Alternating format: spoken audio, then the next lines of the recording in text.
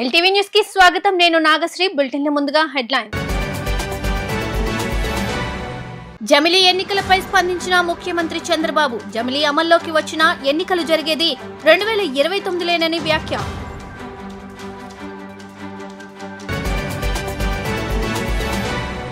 ఇంద్రకీలాద్రిపై అమ్మవారిని దర్శించుకున్న ఆర్ఎస్ఎస్ చీఫ్ మోహన్ భగవత్. పూర్ణకుంభంతో ఆయనకు స్వాగతం పలికిన దేవాదాయ శాఖ మంత్రి ఆనం రామనారాయణ రెడ్డి, దేవాదాయ శాఖ అధికారులు.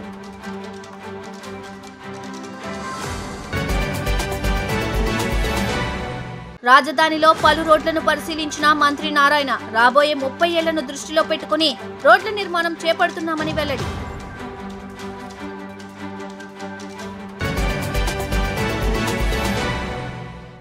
ఇక డీటెయిల్స్ చూస్తే, జమిలీ అమల్లోకి వచ్చిన ఎన్నికలు జరిగేది 2029లేనని ముఖ్యమంత్రి చంద్రబాబు స్పష్టం చేశారు. ఒక దేశం ఒకే ఎన్నిక విధానానికి ఇప్పటికే తమ మద్దతు ప్రకటించామని వెల్లడించారు.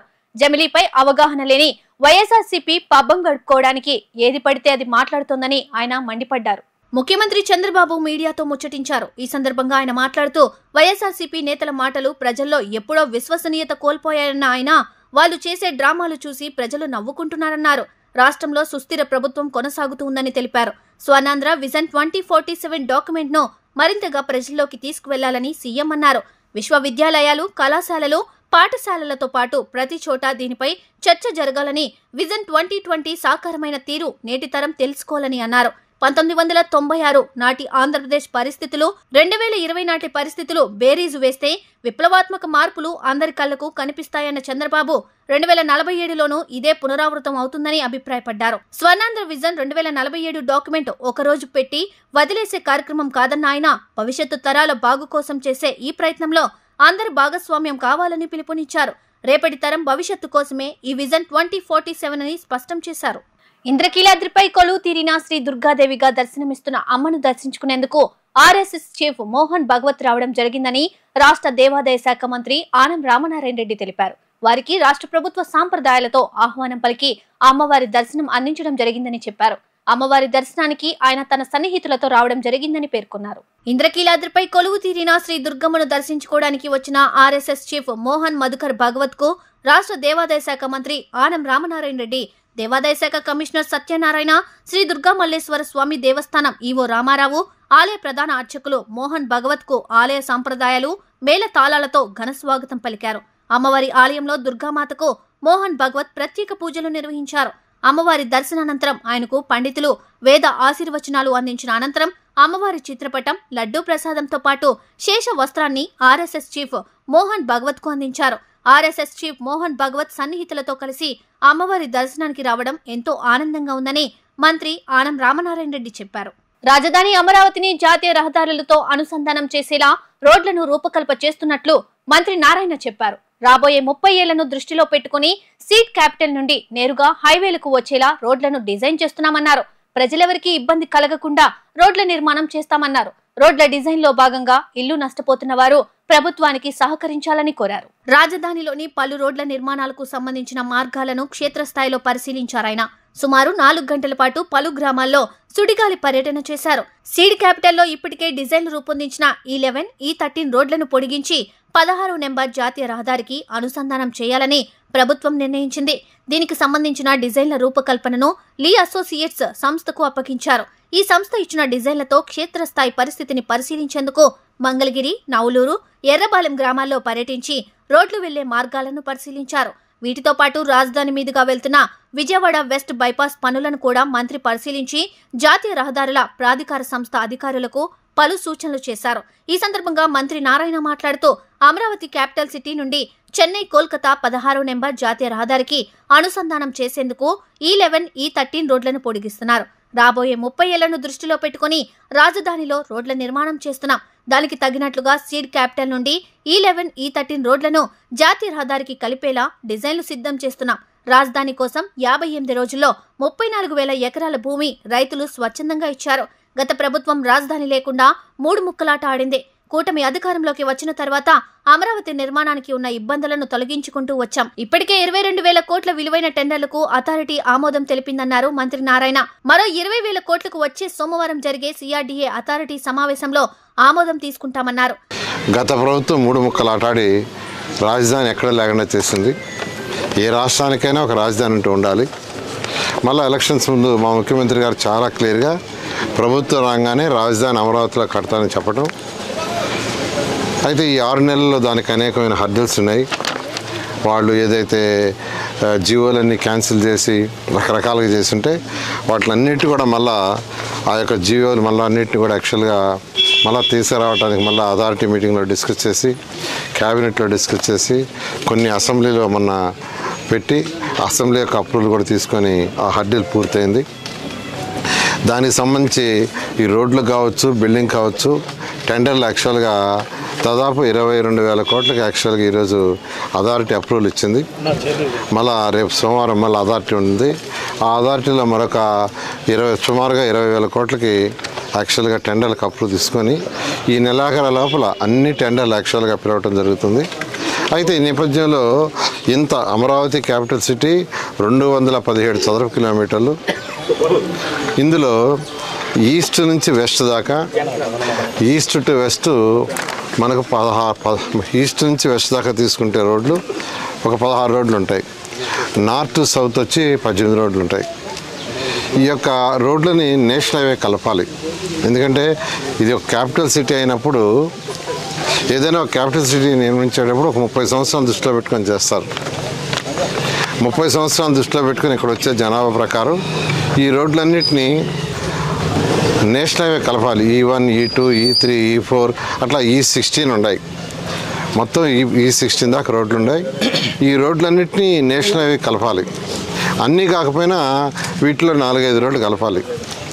దానికి యాక్చువల్గా ఈ యొక్క E11, E13, E15 మొదటి దశలో E11, E13, E15 national highway కలిపేటట్టుగా చేయాలని యాక్చువల్గా లీ కన్సల్టెంట్కి ఇచ్చాము. వాళ్ళు యాక్చువల్గా దాని మీద ఆల్మోస్ట్ స్టడీ 90% అయిపోయింది. మరొక 10% ఉంది. దాన్ని కూడా బహుశా ఇంకొక 10 డేస్లో కంప్లీట్ చేయడం జరుగుతుంది. అయితే ఈ రోడ్లన్నీ ఎక్కువగా ఫారెస్ట్ ల్యాండ్లో పోతున్నాయి. ఫారెస్ట్ ల్యాండ్లో ఆ ఫారెస్ట్ ల్యాండ్ కూడా E11 తీసుకుంటే అక్కడ ఒక 39 ఎకరాలు ఉంది. E11 వచ్చి 39 ఎకరాలు, E13లో 20 ఎకరాలు, E15లో ఫారెస్ట్ ల్యాండ్ లేదు. అయితే ఆ ఫారెస్ట్ ల్యాండ్ తీసుకోవడానికి ఆ ప్రాసెస్ కూడా స్టార్ట్ చేసాం. ఆల్మోస్ట్ ఆ ప్రాసెస్ ఫైనల్ స్టేజ్కి వచ్చింది. బహుశా రేపు బుధవారం చెన్నైకి పంపిస్తారు. చెన్నైలో యాక్చువల్గా దాన్ని అప్రూవ్ చేయించుకుంటే అది కూడా క్లియర్ అవుతుంది. హిందూ ధర్మాన్ని అత్యంత పవిత్రంగా భావిస్తూ భారతదేశంలో పుట్టినందుకు గర్వపడుతున్నానని ఎమ్మెల్యే గల్లా మాధవి అన్నారు. ట్రాఫిక్ సమస్యలతో ఎవరికి ఇబ్బంది కలగకూడదనే ప్రశ్నించానే తప్ప ధర్మాన్ని కించపరచాలన్న ఉద్దేశం కాదని, అర్థం చేసుకోకుండా ట్రోల్స్ చేయడం సబబు కాదని ఆమె అన్నారు. గుంటూరు ఎమ్మెల్యే గల్లా మాధవి తాడేపల్లి బైపాస్ రోడ్లో గల ఇస్కాన్ టెంపుల్ ను సందర్శించారు. ముందుగా స్వామివారిని దర్శించుకున్న గల్లా మాధవికి రీజనల్ ప్రెసిడెంట్ వంశీధార దాసావారి చేతుల మీదుగా రాధాకృష్ణుల చిత్రపటం, భగవద్గీతను అందించారు. ఈ సందర్భంగా ప్రెసిడెంట్ వంశీధార దాసా మీడియాతో మాట్లాడుతూ భగవద్గీత ప్రతి ఇంటిలో ఉండాలన్న ఉత్సాహంతో ఢిల్లీ నుండి వచ్చిన భక్తులు భగవద్గీతను అమ్మే క్రమంలో వాహనాలు ఆపుతూ ట్రాఫిక్ సమస్య తలెత్తడం కొంత ఇబ్బందికరంగా మారిందని అన్నారు. రానున్న రోజుల్లో ఇలాంటి సమస్యలు తలెత్తకుండా తగు జాగ్రత్తలు తీసుకుంటామని వారు చెప్పారు. ఎమ్మెల్యే గల్లా మాధవి మాట్లాడుతూ గుంటూరు నగరంలో ట్రాఫిక్ సమస్యలతో అనేక ఇబ్బందులు ఎదుర్కొంటున్నామని, తప్పు చేస్తే ఎవరినైనా ప్రశ్నించే తత్వం నాదని అన్నారు. నగరంలో రోడ్డు ఇరువైపులా తోపుడు బండ్లు, ఆటోలు నిలపడంతో ప్రజలు ట్రాఫిక్ సమస్యలతో అనేక ఇబ్బందులు ఎదుర్కొంటున్నారని, సమస్యను పరిష్కరించేందుకు ఉన్నతాధికారులతో అనేక మార్లు చర్చించడం జరిగిందని పేర్కొన్నారు. ఈ క్రమంలో ఇస్కాన్ టెంపుల్ భక్తులు వాహనాలు ఆపి భగవద్గీతను అమ్మే క్రమంలో ట్రాఫిక్ సమస్య తలెత్తడంతో వారిని ప్రశ్నించడం జరిగిందని చెప్పారు. విషయం అర్థం చేసుకోకుండా మీడియాలో నాపై ట్రోల్స్ చేయడం సరికాదన్నారు. చిన్ననాటి నుండి మా కుటుంబం హిందూ ధర్మాన్ని అత్యంత పవిత్రంగా పాటిస్తున్నామని చెప్పారు. ఎవరిని కించపరిచే ఉద్దేశం కాదని, ఈ విషయాన్ని ప్రతి ఒక్కరూ అర్థం చేసుకోవాల్సిన అవసరం ఉందని ఆమె స్పష్టం చేశారు. రీసెంట్ గా ఒక 2-3 డేస్ బ్యాక్ మన భక్తులు మన ఆచార్యులు చెప్పినట్టు భగవద్గీత ప్రతి ఇంట్లో ఉండాలనేది విన్నాను. సో దానికోసంగా మన ఢిల్లీ నుంచి కొంతమంది భక్తులు ఆ ప్రచారాన్ని పొందుతున్నారు. వాళ్ళు చాలా ఉత్సాహంగా చేస్తున్నారు. సో ఆ ఉత్సాహంగా చేస్తున్న సమయంలో కొంత మిస్అండర్స్టాండింగ్ ఏర్పడింది. కార్లు ఆపటము, వాటిని చేయటం, అంటే వాళ్ళ ఉత్సాహం చాలా ఆపలేం కాబట్టి అట్లా జరిగింది. సో దానికి మేడం గారు చెప్పినట్టు మనం ఒక సిస్టమేటిక్ గా భగవద్గీతని మనం చాలా వాల్యుబుల్ గ్రంథం కాబట్టి సిస్టమేటిక్ గా చేస్తే బాగుంటుంది అన్నట్టు అన్నారు. దాన్ని అక్కడ వచ్చిన వాళ్ళు బేసికల్ గా నార్త్ ఇండియన్స్ కాబట్టి ఎమోషన్స్ అర్థం చేసుకోలేక వారు కూడా రిప్లై చేయడం జరిగింది. దానికి యాక్చువల్ గా అది ఒక ఉన్నట్టుండి యాక్సిడెంటల్ గా జరిగిన విషయం కాబట్టి దానికి మనకి సపోర్ట్ చేస్తున్న మేడం గారు బిగినింగ్ చేస్తున్న దానికి అసలు సంబంధం లేదు. ఎప్పుడు భగవద్గీతకి మాకు తెలుసు అన్నమాట, ప్రతి గీతా జయంతికి వాళ్ళు గీతా మకరందం అని భగవద్గీత అని గిఫ్ట్ ని డిస్ట్రిబ్యూట్ చేస్తూ ఉంటారు. సో మాకు ఎప్పటి నుంచో సపోర్ట్ చేస్తున్నారు కాబట్టి సనాతన ధర్మానికి భగవద్గీతని ప్రచారం చేయకుండా ఉండడానికి అట్లాంటి ఉద్దేశం మేడం లేదని మేము పూర్తిగా విశ్వసిస్తున్నాము. ఒక ఎదుగుతున్న క్రమంలో కొత్తగా వస్తున్నప్పుడు రాజకీయాల్లో ఏది ఏమైనప్పటికీ కొన్ని సమస్యలు ఎదురవుతూ ఉంటాయి. అయితే అనేక సమస్యలు ఉన్నప్పటికీ కొన్ని సమస్యలు మనం వాటిని పెద్దది చేసి ఇంత దూరం తీసుకురావాల్సిన అవసరం లేదనేది నా అభిప్రాయం. అందులో ఏ మాత్రం సంబంధం లేని విషయంలోకి లాగడం అనేది ఇంకా కొంచెం ఒక రకంగా హాస్యాస్పదంగా కూడా మనం భావించాల్సిన సందర్భం ఇది. మొన్న జరిగింది ఏదైతే ఉందో, ఒక ట్రాఫిక్ పర్యవేక్షణలో భాగంగా ప్రతి కూడలి దగ్గర ఆగి అక్కడ ఉన్న ప్రాబ్లమ్స్ అన్ని చూస్తూ వస్తున్నప్పుడు 5-6 సమస్యలను గుర్తించి ప్రతి దానికి అక్కడ సొల్యూషన్ తీసుకొచ్చే ప్రయత్నం చేస్తున్నాను. 3 లెఫ్ట్ లో చాలా మంది పళ్ళ బళ్ళు పెట్టుకొని ముందుకు వచ్చేసి కంప్లీట్ గా వాహనదారులని లెఫ్ట్ తిరిగే పరిస్థితి లేకుండా చేసి ట్రాఫిక్ జామ్ చేస్తుంది. నేను వాళ్ళ దగ్గరికి వెళ్ళి, మీరు ఇలా పెట్టుకోవడం కరెక్ట్ కాదు, కొంచెం వెనక్కి పెట్టుకోండి, లేదు వెనక్కి పెట్టుకునే ఆస్కారం లేకపోతే ఇక్కడ నుంచి తీసేసి ఒక వెండింగ్ జోన్ మీకు ఏర్పాటు చేస్తాం, అక్కడ పెట్టుకోండి అని వాళ్ళకి చెప్పడం. అదేవిధంగా చాలా స్పీడ్ గా విశాలమైన రోడ్లు ఈరోజు గుంటూరులో ఉన్నప్పుడు ప్రధానమైన రోడ్ల మీద రేసింగ్ జరుగుతుంది. దాన్ని అరికట్టడం కోసం స్పీడ్ బ్రేకర్లు వేయించాలని సిఐ గారికి కోరడం జరిగినప్పుడు స్పీడ్ బ్రేకర్లు వేశారు. రేసింగ్ ని దృష్టిలో పెట్టుకొని 3 స్టెప్ బ్రేకర్స్ వేయడం జరిగింది అక్కడ. అయితే స్థానికంగా ప్రజలు దానివల్ల ఇబ్బంది పడుతున్నారని తెలుసుకొని దాన్ని కూడా కరెక్షన్స్ చేయమని చెప్పి అక్కడే సిఐ గారికి మిగతా సిబ్బందికి చెప్పడం జరిగింది.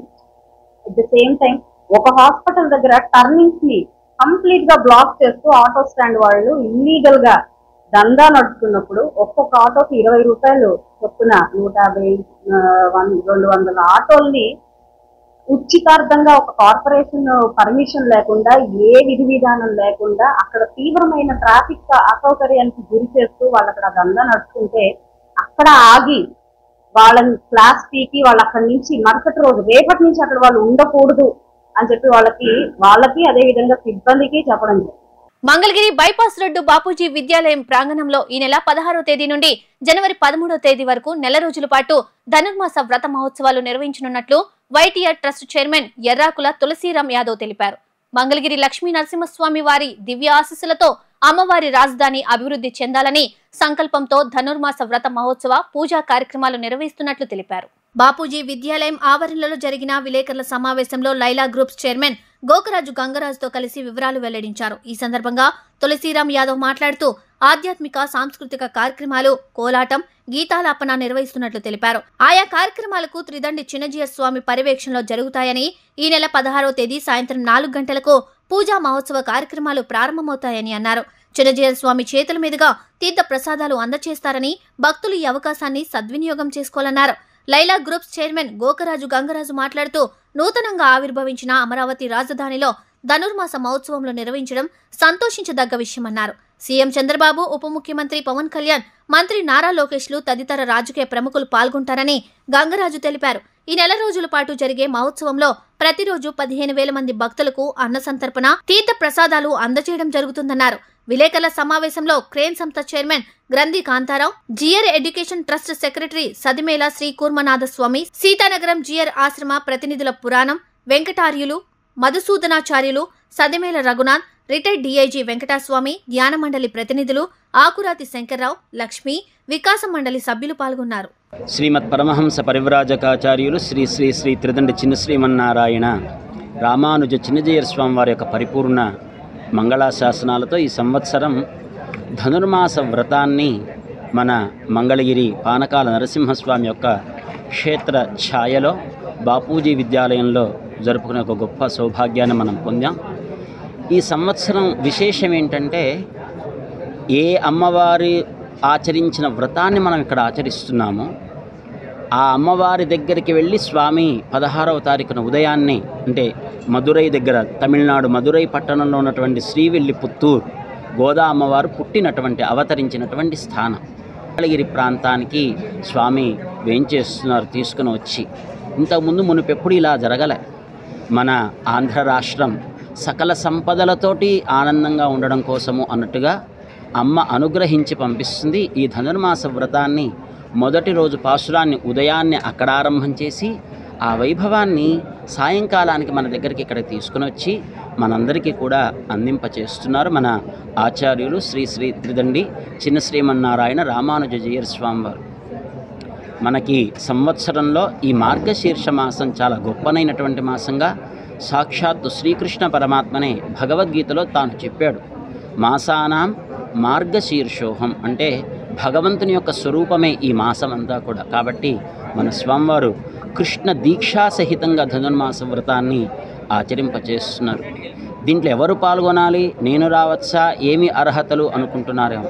అలాంటి బాగుపడాలి అనుకునే వారందరూ కూడా ఈ వ్రతంలో ఆచరించవచ్చు.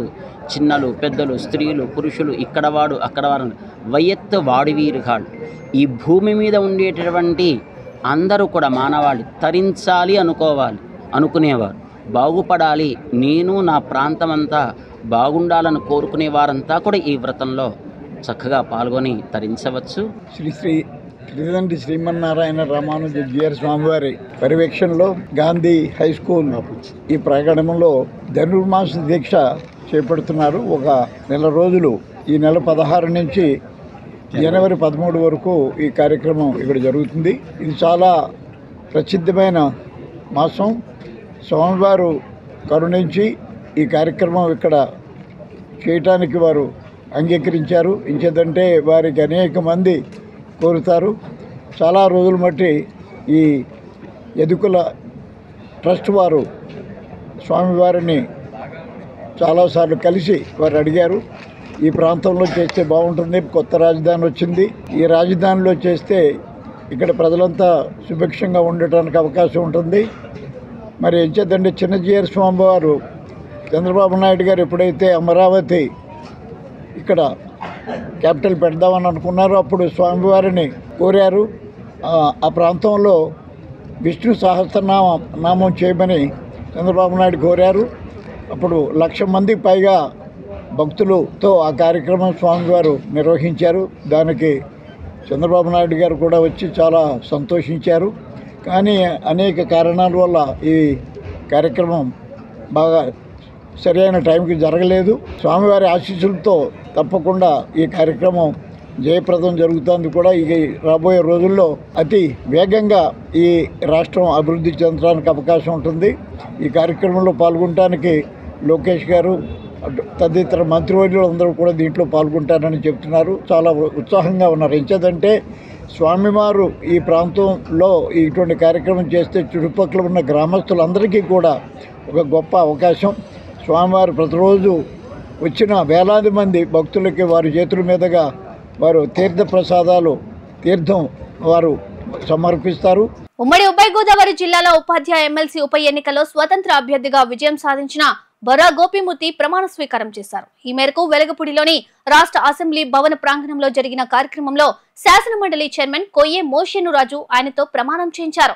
అనంతరం బొర్రా గోపిమూర్తికి మండలి చైర్మన్ శుభాకాంక్షలు తెలిపి శాసన మండలికి సంబంధించిన నియమ నిబంధనలు, కార్యకలాపాల పత్రాలను అందజేశారు. బొర్రా గోపిమూర్తి అనే నేను ఆంధ్రప్రదేశ్ శాసన పరిషత్ సభ్యునిగా ఎన్నికైనందున శాసనము ద్వారా నిర్మితమైన భారత రాజ్యాంగం పట్ల నిజమైన విశ్వాసం, విధేయత చూపుతానని, భారతదేశ సార్వభౌమాధికారాన్ని, సమగ్రతను కాపాడుతానని, నేను స్వీకరించబోయే కర్తవ్యాన్ని శ్రద్ధాశక్తులతో నిర్వహిస్తానని సత్యనిష్టతో ప్రతిజ్ఞ చేస్తున్నాను.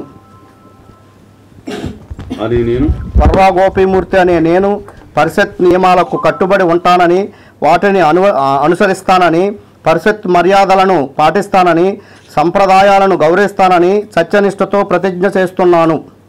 తనకు అండగా నిలిచిన వారందరికీ హీరో అల్లు అర్జున్ కృతజ్ఞతలు తెలిపారు. తాను చట్టాన్ని గౌరవించే పౌరుణ్ణని, చట్టానికి కట్టుబడి ఉంటానని వ్యాఖ్యానించారు. కేసు కోర్టులో ఉన్నందున దాని గురించి మాట్లాడనని అన్నారు.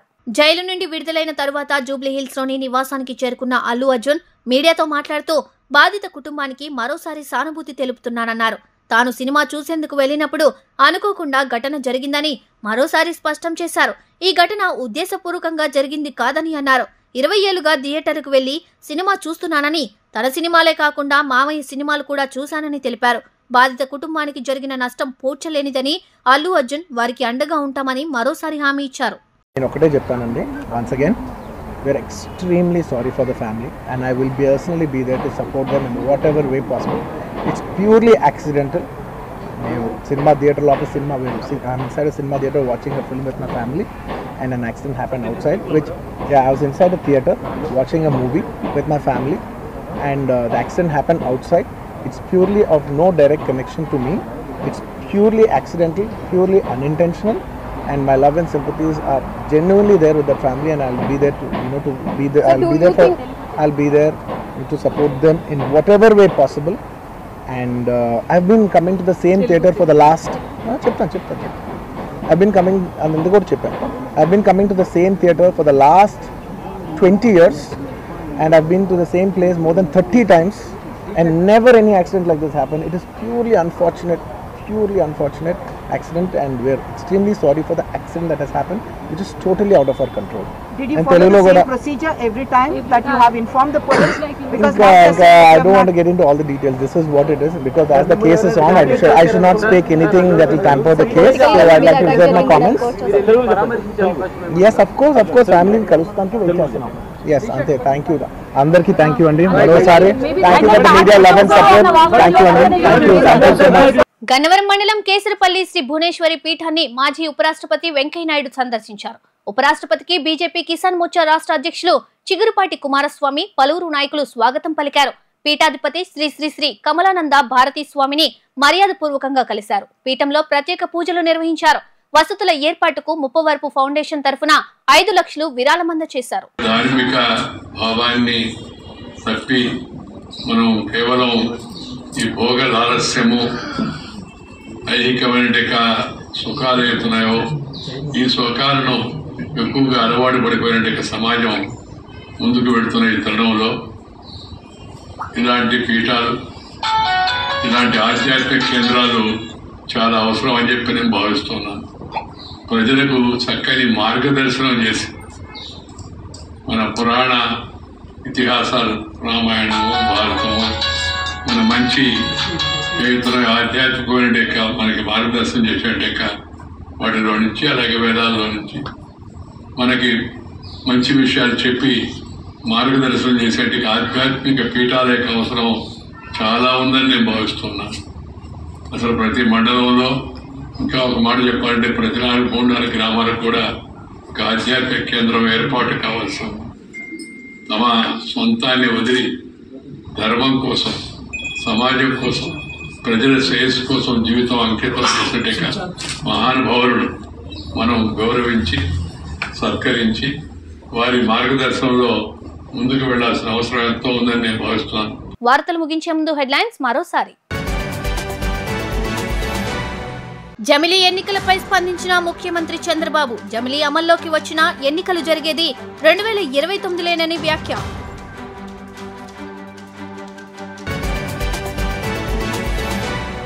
ఇంద్రకీలాద్రిపై అమ్మవారిని దర్శించుకున్న ఆర్ఎస్ఎస్ చీఫ్ మోహన్ భగవత్. పూర్ణకుంభంతో ఆయనకు స్వాగతం పలికిన దేవాదాయ శాఖ మంత్రి ఆనం రామనారాయణ రెడ్డి, దేవాదాయ శాఖ అధికారులు.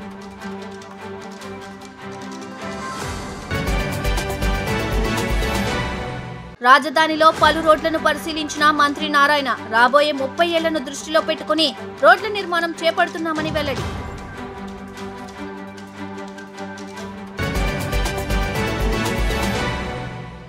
ఎల్టీవీ న్యూస్ ఇంతటితో సమాప్తం. తిరిగి మరో బులెటిన్లో మళ్ళీ కలుద్దాం. అంతవరకు సెలవు. నమస్కారం.